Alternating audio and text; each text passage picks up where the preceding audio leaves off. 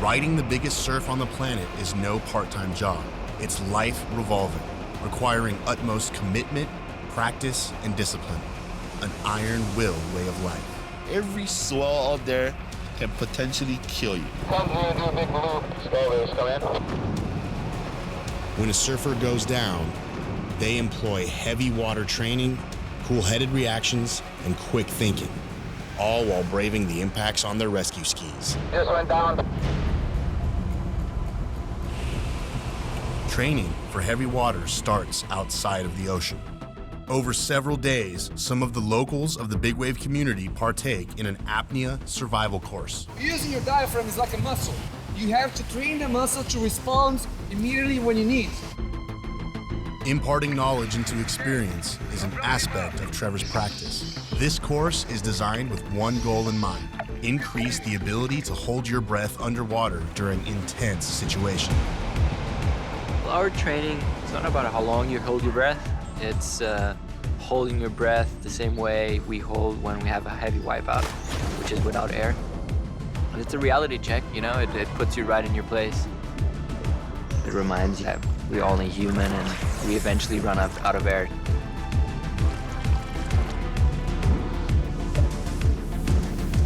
My happiness outside of the water is I really enjoy training as much as I enjoy surfing. And I'm happy that that goes hand in hand.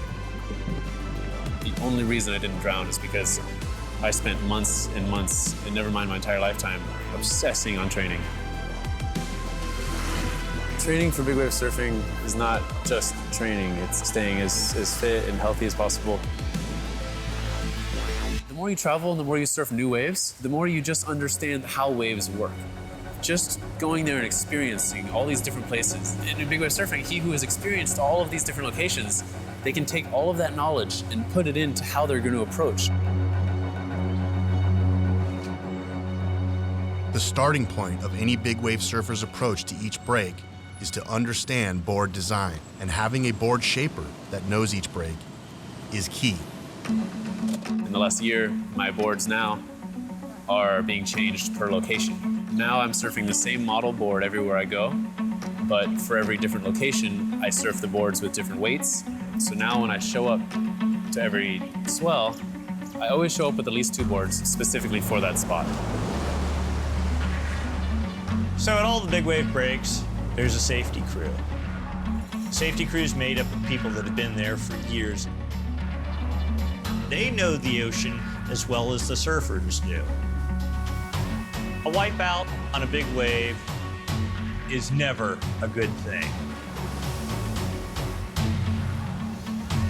You might skip off the face of the surface of the wave several times before you penetrate because you're moving so fast.